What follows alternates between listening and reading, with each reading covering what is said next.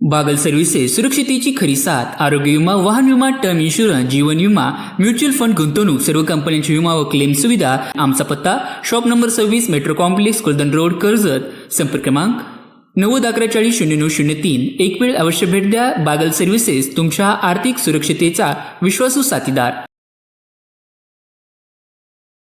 कर्जत येथे छत्रपती शिवाजी महाराजांची 396वी जयंती आज मोठ्या उत्साहात साजरी करण्यात आली।